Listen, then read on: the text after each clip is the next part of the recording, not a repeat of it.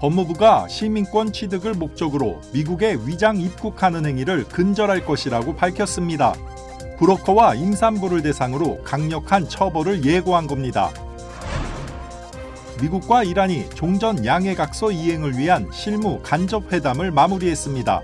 그러나 최종 합의에 이르는 과정에서 주도권 경쟁이 예고되고 있습니다. LA 한인타운 수돗물에서 대장균이 검출됐습니다. 관계 당국은 최소 1분 이상 수돗물을 끓여 사용할 것을 권고했습니다. 독립기념일 연휴를 앞두고 뉴욕 일대에 기록적인 폭염이 찾아왔습니다. 뉴욕시는 비상대응에 돌입했습니다. 연방항소법원이 불법 체류자들을 보석 허가 없이 구금하려던 트럼프 행정부의 지침에 제동을 걸었습니다. 시청자 여러분 안녕하십니까? KBS 아메리카 뉴스입니다. 법무부가 시민권 취득만을 목적으로 미국에 위장 입국하는 이른바 원정출산 브로커와 임산부에 대한 강력한 처벌을 예고했습니다. 법무부는 대법원이 출생시민권 제도를 유지하는 판결을 내린 직후 비자 발급 과정에서 허위 사실을 기재하거나 위장 입국을 시도하는 행위에 대해 무관용 원칙을 적용하겠다는 내부 지침을 하달했습니다. 이에 따라 앞으로 원정 출산 목적으로 입국하다 적발될 경우 비자 사기뿐만 아니라 돈 세탁, 신원 도용 혐의까지 추가 적용돼 강력한 형사처벌을 받게 됩니다. 법무부는 원정 출산을 알선하는 불법 브로커 단체에 대한 대대적인 단속과 기획 수사도 함께 전개해 나갈 방침이라고 강조했습니다. 미국과 이란이 종전 양해각서 이행을 위해 카타르 도하에서 진행한 실무 간접 회담을 마무리했습니다. 트럼프 대통령은 성과를 과시한 반면 이란은 자국에 유리한 의제를 강조하며 팽팽한 기싸움을 이어가고 있습니다. 트럼프 대통령은 오늘 앤드루스 합동기지에서 취재진과 만나 이란과의 회담이 아주 긍정적이었다고 밝혔습니다. 트럼프 대통령은 이란을 강하게 밀어붙인 결과 비핵화 협상이 순조롭게 진행되고 있다며 이란은 결코 핵무기를 가질 수 없다고 자신감을 내비쳤습니다.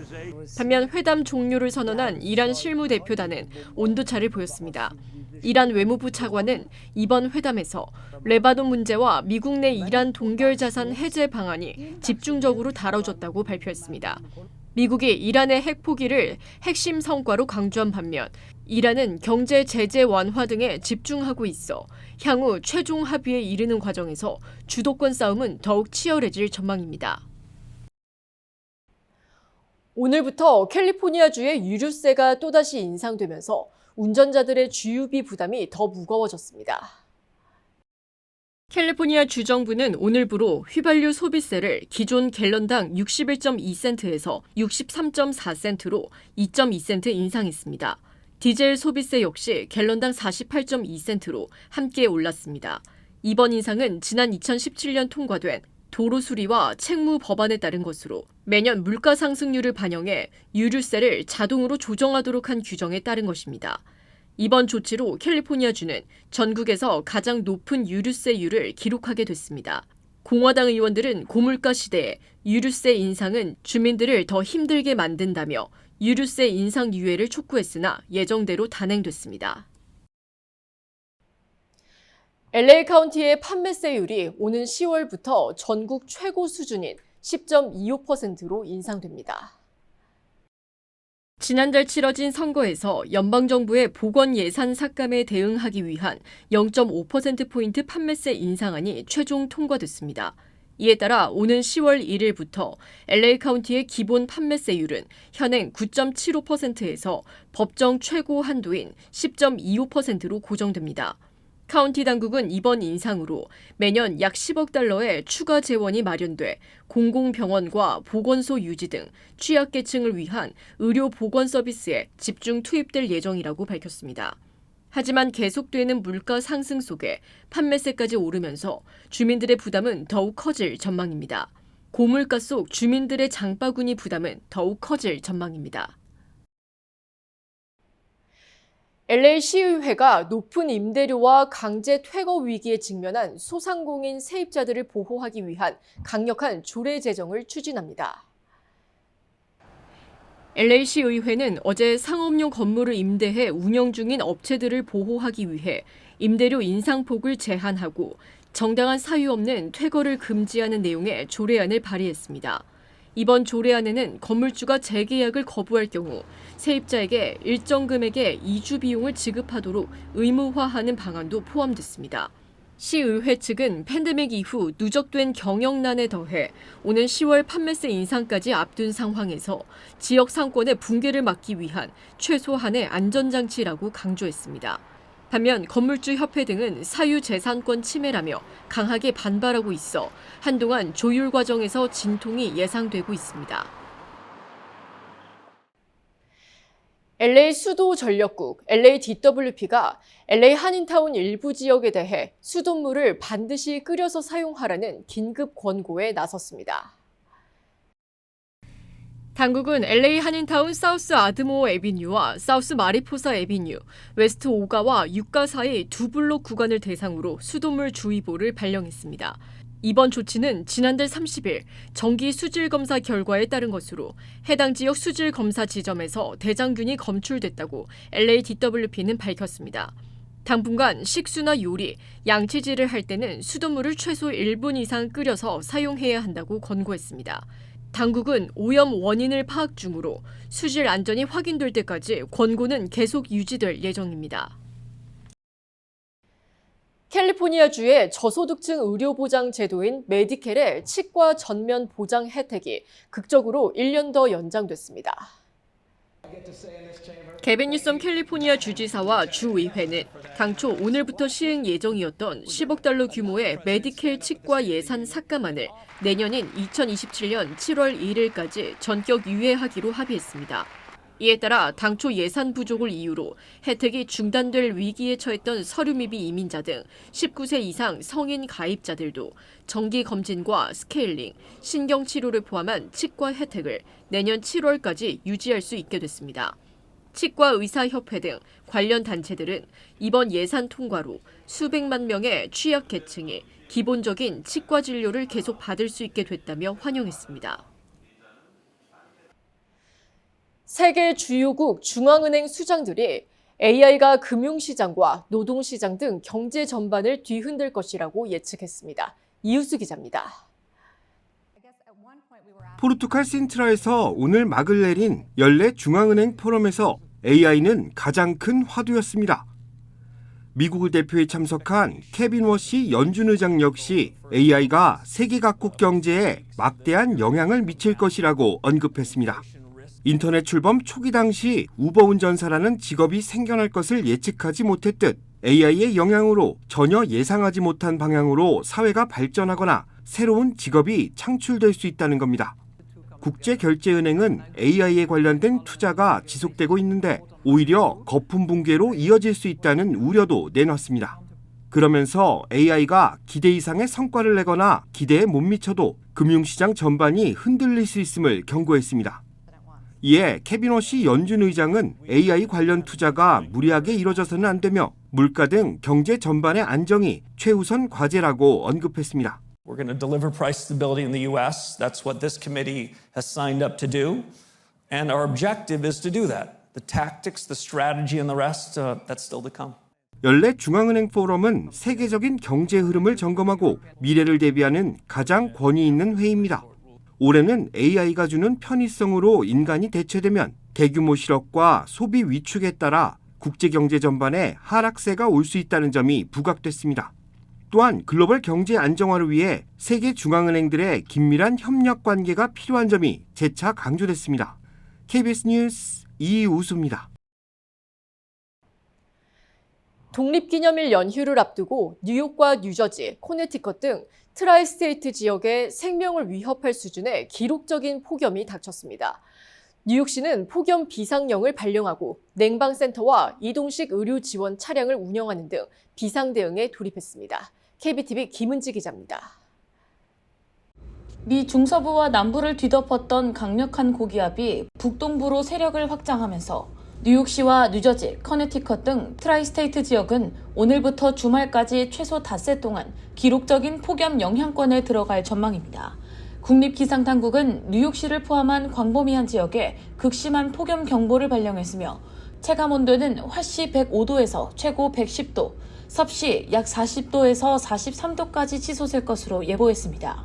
보건당국은 열 발진이나 어지럼증 등 증상이 나타나면 즉시 냉방시설로 이동해 충분한 수분을 섭취해야 한다고 강조했으며 혼자 사는 노인이나 조부모 등 폭염 취약계층의 안부 확인을 당부했습니다. 뉴욕시에서는 지난해 폭염으로 21명이 사망했으며 대부분이 6월 발생한 폭염 기간에 발생했습니다. 당국은 이번 폭염이 더 길고 강할 수 있다고 우려함과 동시에 대기질도 함께 악화될 것으로 전망하고 있습니다. 한편 독립기념일 연휴 기간에도 폭염이 이어져 야외 행사의 차질이 예상되며 뉴저지에서 예정된 일부 콘서트는 안전 문제로 연기됐습니다. 보건당국은 어린이와 노인, 반려동물을 차량에 두지 말고 야외 활동을 최소화할 것을 거듭 당부했습니다. KBTV 뉴스 김은지입니다. 미 정부가 쿠바 공산 정권을 돕기 위해 미국 안에서 스파이 활동을 벌인 혐의로 쿠바 국적자 일가족 3명을 체포했습니다. 국무부는 오늘 쿠바 정부의 위장단체에서 10년 넘게 활동해온 카를로스 도밍게즈와 그의 아내, 아들의 체류 자격을 박탈하고 구금했다고 밝혔습니다. 도밍게즈는 쿠바 정권의 정보 수집과 미국 내 혁명 전파를 추진해온 위장단체에서 활동한 혐의를 받고 있습니다. 당국은 구금된 일가족을 곧 추방할 예정으로 이번 조치는 미국 주변국에서 중국과 러시아의 영향력을 차단하기 위한 트럼프 행정부의 강경한 외교 기조가 반영된 것으로 풀이되고 있습니다. 연방 항소법원이 불법 체류 이민자들을 보석 허가 없이 무조건 구금하려던 트럼프 행정부의 지침에 제동을 걸었습니다. 콜로라도주 덴버에 위치한 제10연방항소법원은 어제 국경이 아닌 미국 내부에서 체포된 이민자들까지 보석 심사 기회 없이 의무적으로 구금하는 것은 정부의 권한 남용이라고 판결했습니다. 재판부는 서류 미비 이민자라 하더라도 지역사회와 유대관계가 깊다면 도주 우려가 낮다며 보석 심사를 청구할 권리가 있다고 설명했습니다. 그동안 인권단체들은 심사 없는 무조건적인 구금이 헌법상 적법 절차 원칙을 위배한다며 소송을 제기해왔습니다. LA 지역을 중심으로 다양한 활동을 펼치고 있는 남가주 사진작가협회 김상동 회장이 두 번째 작품집을 출간했습니다. 김상동 작가의 두 번째 작품집은 지난해 발간된 사진집 리플렉션 오브 전의를 기반으로 제작됐는데 김소월, 한용운, 윤동주 등 한국을 대표하는 시인들의 시가 함께 수록된 것이 특징입니다. 제가 사진 생활을 하면서 또 머무르고 싶었던 이런 순간들, 어떤 추억이 서린 그런 장소들 이런 것들을 주로 모아서 저희가 이번 책을 만들게 되었습니다. 어제 열린 출판 기념 행사에는 한인 커뮤니티 주요 단체장 등 200여 명이 참석했습니다. 우리 동포 사회가 지나온 그런 발전과 성장과 그리고 그 어려움들 이런 모든 것들을 기록하고 그걸 작품으로 담아낸 자체가 저는 굉장히 의미가 있다고 생각을 합니다. 작품집 소리 없는 봄의 가슴은 지난 30년간 30개국에서 촬영된 작품 가운데 100점이 선별돼 수록돼 있습니다. 김상동 작가는 앞으로도 한인 커뮤니티 봉사에 주력하면서 다양한 활동을 선보일 계획이라고 강조했습니다. 베네수엘라 강진 일주일째 사망자가 2,000명을 넘었습니다. 실종자 생還소식이 더 이상 들려오지 않는 가운데 지진 피해 지역 상황은 갈수록 나빠지고 있습니다. 베네수엘라 정부는 일주일 동안 국가 애도 기간을 선포했습니다. 임종빈 기자가 보도합니다. 실종자 가족들이 무너진 건물 잔해를 손으로 파헤칩니다. 엄마와 통화하다 소식이 끊긴 19살 조카를 찾는 중입니다. Acá abajo que sabemos que ella estuvo acá porque estuvo en una llamada con su mamá. 지진 발생 일주일째, 베네수엘라 국내외 구조대 4천여 명이 투입됐지만 기적 같은 생還소식은 단 한 명도 들려오지 않았습니다.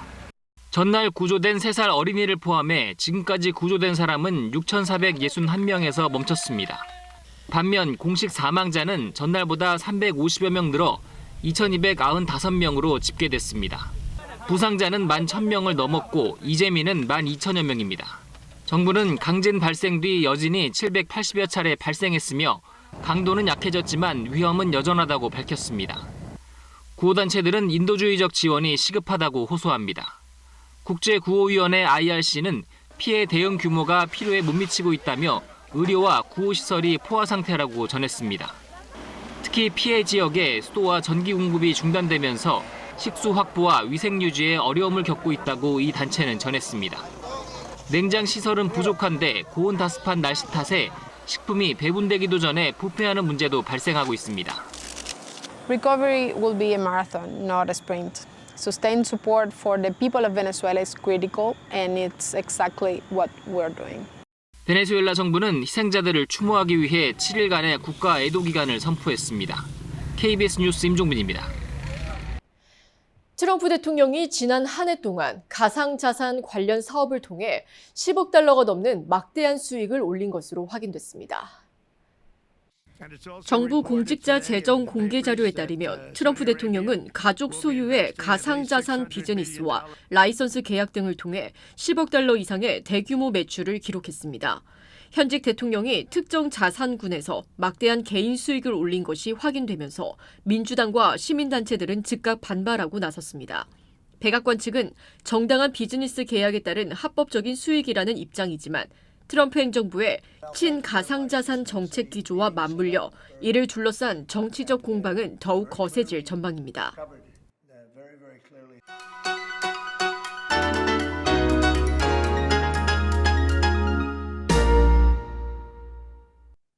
주식시장은 오늘 하락했습니다. 이틀간의 랠리 모드가 더 이상 이어지지 않고 약세로 꺾인 건데요. 다우존스는 개장 초 423포인트까지 상승하며 4일 만에 사상 최고치를 갈아치우고도 상승분을 모두 반납한 채 마감 바로 직전 약세로 돌아섰습니다. 내스닥은 3대 지수 중 가장 크게 타격받았지만 이틀간 폭등한 것에 따른 정상적인 숨고르기라는 분위기가 지배적임을 시사하듯 별다른 위기감은 형성되지 않았습니다. 국제유가가 하락한 가운데 발표된 ISM과 글로벌 제조업 PMI는 모두 전망치와 전월치를 밑돌았고 ADP 민간 고용도 예상치와 전월치를 하회하며 어제 22개월 최고치를 기록했던 구인 건수와 대조되는 결과를 나타냈습니다. 반면 6월 챌린저 감원 보고서는 전달보다 크게 감소한 6개월 최저치를 기록하며 대규모 해고 사태가 진정됐음을 시사했는데요. 여기에 워시 의장이 인플레이션 위험이 낮아졌다고 밝힌 점은 안도감을 줬지만 막상 내일 발표될 비농업 부분 취업자 수를 앞두고 짙어진 관망세 속에서 투자 심리는 막판에 매도 쪽으로 쏠렸습니다. 그럼에도 8% 넘게 급등한 메타를 선두로 매그니피선 7은 어제에 이어 오늘도 6종목이 상승했는데요. 그 결과 거의 초토화 수준으로 급락한 마이크론 테크놀로지와 인텔을 비롯한 반도체 메모리 관련주들 간은 대조적인 흐름을 나타냈습니다. 지금까지 김재한이었습니다.